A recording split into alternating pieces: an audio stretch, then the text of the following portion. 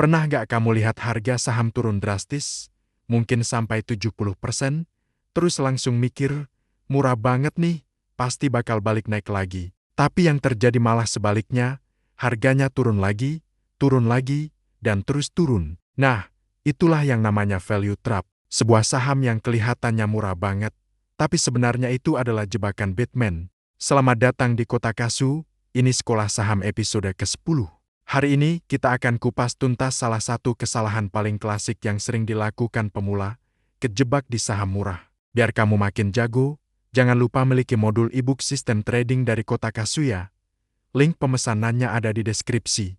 Jadi, apa sih sebenarnya value trap itu? Gampangnya gini, value trap adalah kondisi di mana sebuah saham terlihat sangat murah kalau kita lihat dari rasio-rasio valuasinya, seperti PER atau PBV. Tapi, di balik angka yang murah itu, kondisi bisnis perusahaannya sebenarnya sedang memburuk secara fundamental. Analoginya, ini tuh kayak kamu beli handphone flagship diskon besar-besaran, sampai 80%. Kamu pikir untung besar, kan? Tapi pas dicoba, ternyata baterainya rusak total, layarnya sering nge-freeze, dan kameranya buram. Jadi murah bukan berarti bagus. Dalam dunia saham, harga yang murah bisa jadi karena pasar memang sudah tahu ada masalah serius di dalam perusahaan itu.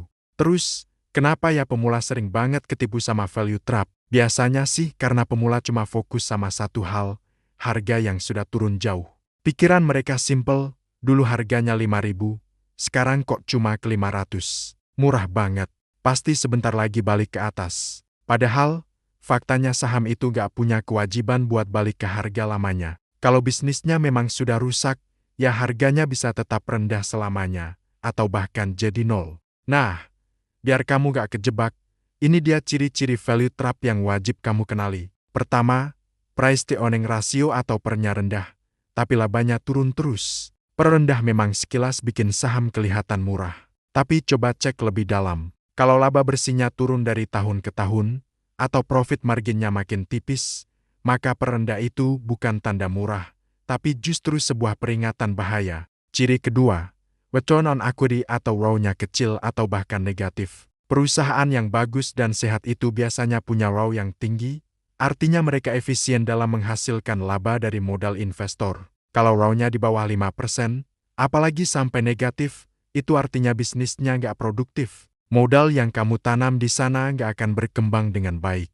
Ciri ketiga, utangnya membengkak, yang bisa dilihat dari debt to equity ratio atau DER yang tinggi. Banyak saham kelihatan murah padahal aslinya murah karena terlilit utang yang gila-gilaan. Kalau kamu lihat DER-nya terus naik dari waktu ke waktu dan beban bunga utangnya besar, itu adalah bendera merah yang sangat jelas. Perusahaan bisa bangkrut cuma buat bayar utang. Ciri keempat, bisnisnya sudah ketinggalan zaman. Kadang, saham jadi murah karena industrinya sendiri sudah masuk fase sunset atau senjakala. Contoh sederhananya kayak bisnis rental DVD, pager, atau koran cetak. Meskipun dulu jaya, tapi seiring waktu bisnis seperti ini bisa mati pelan-pelan. Jadi, harga sahamnya murah ya karena memang masa depannya suram.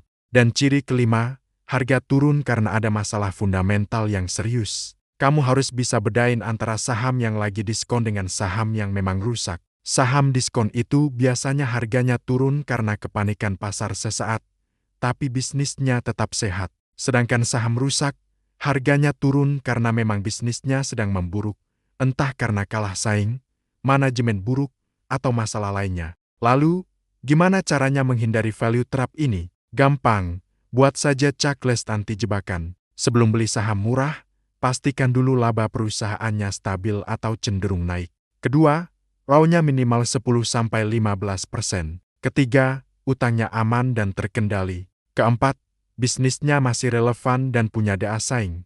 Dan yang terakhir, ada potensi pertumbuhan di masa depan. Kalau cuma murah tapi semua checklist tadi hasilnya merah, lebih baik kamu skip saja. Sebagai pesan penting buat teman-teman pemula, kamu itu sebenarnya nggak butuh mencari saham yang paling murah. Yang kamu butuhkan adalah saham dari perusahaan yang sehat, bisnisnya jelas, dan punya potensi untuk bertahan dalam jangka panjang. Ingat, jauh lebih baik membeli saham bagus di harga yang wajar, daripada membeli saham murah yang nggak pernah pulih harganya. Jadi kita rekap sedikit ya.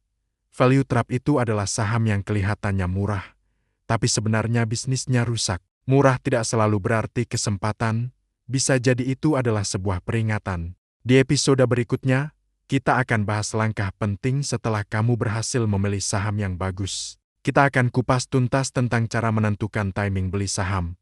Jadi kamu gak asal masuk pasar. Terima kasih sudah nonton sampai habis. Jangan lupa subscribe dan nyalakan loncengnya. Salam cuan waras dari Kota Kasu.